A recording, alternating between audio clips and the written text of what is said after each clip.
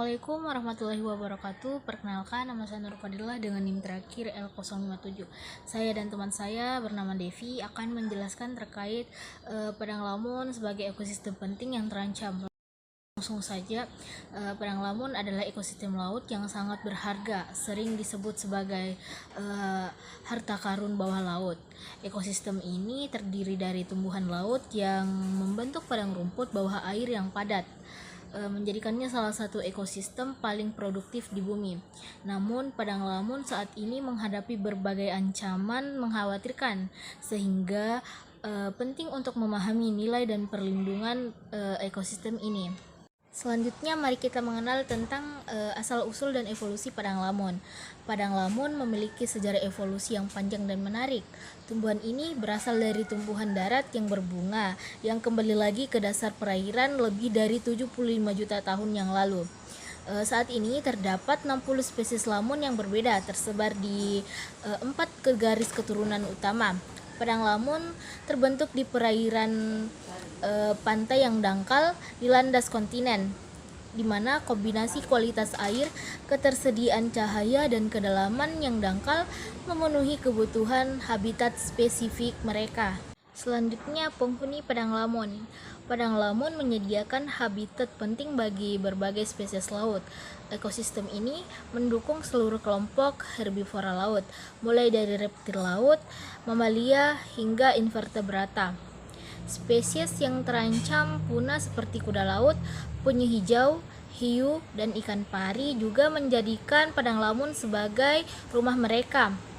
Selain itu, Padang Lamun juga merupakan tempat pembibitan bagi hewan terumbu karang dan spesies ikan yang bernilai komersial. Selanjutnya itu peran Padang Lamun dalam mendukung kehidupan laut. Padang Lamun memainkan peranan penting dalam mendukung kehidupan spesies yang berasosiasi dengannya. Padang rumput yang luas ini bertindak sebagai filter alami, meningkatkan kualitas air dengan menstabilkan logam berat dan polutan, menyerap bakteri dan kelebihan nutrisi. Selain itu, karena lamun berfotosintesis, mereka menghasilkan sejumlah besar oksigen, memperkaya kolam air dan sedimen untuk berbagai spesies yang menghuni di sana. Selanjutnya itu ada produktivitas makanan di Padang Lamun. Padang Lamun mendukung produktivitas makanan karena berbagai alasan. Selain karena filter alami, Padang Lamun meningkatkan kualitas air, menciptakan lingkungan yang lebih sehat bagi pertumbuhan organisme laut. Selain itu, fotosintesis yang dilakukan oleh lamun menghasilkan oksigen dan karbohidrat yang menjadi sumber energi bagi berbagai spesies. Padang Lamun juga menyediakan habitat yang kompleks dan beragam, yang mendukung berbagai rantai makanan. Ada juga Padang Lamun sebagai penyimpan karbon biru yang efektif. Salah satu aset terbesar dari Lamun adalah terkait dengan karbon biru, yang mana karbon biru ini adalah karbon dioksida yang dikeluarkan dari atmosfer oleh ekosistem laut. Meskipun hanya mencakup 0,1% dari luas dasar laut, Padang Lamun menyumbang lebih dari 10% dari total penyerapan karbon laut per hektar. Mereka menyimpan 2 kali lebih banyak karbon daripada hutan hujan, mengubur 20 juta ton karbon setiap tahun. Selanjutnya itu proses penyimpanan karbon di Padang Lamun. Proses penyimpanan karbon yang luar biasa ini berakar pada akar lamun. Tidak seperti rumput laut, lamun memiliki akar dan sistem rimpang yang menyerap karbon dan menguncinya di bawah sedimen. Karena lamun tumbuh menggunakan fotosintesis, mereka menggunakan energi matahari untuk mengubah karbon dioksida dan air menjadi karbohidrat dan oksigen. Karbon yang disimpan di sedimen laut bersifat anoksik dengan aktivitas mikroba yang rendah, yang berarti karbon organik dapat terus disimpan selama ribuan tahun. Selanjutnya yaitu perlindungan pesisir oleh Padang Lamun. Lamun adalah insinyur ekosistem penting karena mereka mengubah lanskap di sekitar mereka. Daun mereka yang naik memperlambat arus air, menyebabkan mereka menjatuhkan sedimen mereka, membangun dasar laut dan membentuk beting lamun dan sedimen lepas pantai yang dangkal. Ini melindungi pemukiman pantai dari gelombang badai dan gelombang tinggi. dan melindungi ekosistem berharga seperti hutan bakau dan rawa asin. Jaringan rute bawah tanah mereka menstabilkan tepian ini, mengurangi erosi pantai. Berikut yaitu ancaman terhadap padang lamun. Nah, di abad ke-21, padang rumput bawah air yang rapuh ini berada di bawah ancaman. Penangkapan ikan dengan alat pengeruk dan pukat balok mencabut dan menghancurkan padang rumput. Tetapi polusi dari darat dan limpasan dari pembangunan pesisir adalah bahaya terbesar.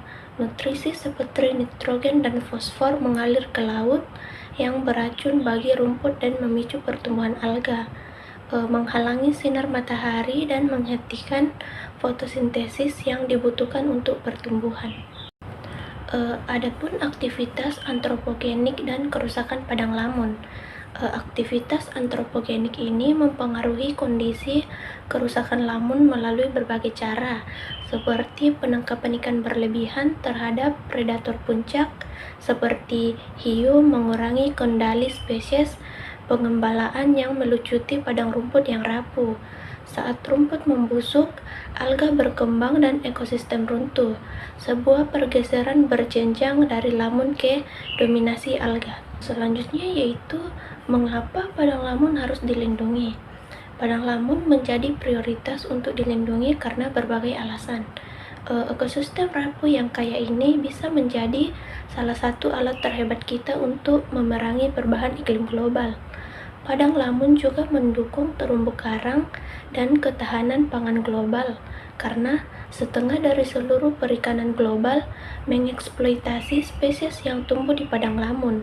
Jika kita kehilangan padang lamun, kita akan kehilangan terumbu karang dan perikanan. Berikut yaitu konservasi padang lamun. Nah, diperkirakan saat ini tercapai antara 300 hingga 600 ribu kilometer persegi padang lamun di seluruh dunia, tetapi setiap jam area seluas 2 lapangan sepak bola hilang. Kerusakan harus dihentikan sebelum terlambat. Padang lamun dapat ditanam kembali menggunakan stek dari padang rumput donor yang ditanam di karung pasir buatan yang tenggelam. Namun, jelas bahwa dengan pemahaman dan teknologi saat ini, kemampuan kita untuk meregenerasi padang lamun akan selalu kalah dengan kemampuan alami lamun untuk menyebar.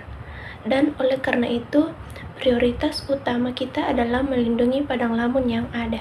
Terakhir yaitu kesimpulan, padang lamun adalah ekosistem laut yang sangat penting dan produktif, menyediakan habitat bagi berbagai spesies, menyerap karbon dioksida, dan melindungi garis pantai. Namun, padang lamun menghadapi ancaman serius akibat aktivitas manusia seperti polusi dan penangkapan ikan yang merusak. Mengingat perannya yang vital bagi kehidupan laut dan manusia, perlindungan padang lamun harus menjadi prioritas utama untuk memastikan keberlanjutan ekosistem ini di masa depan.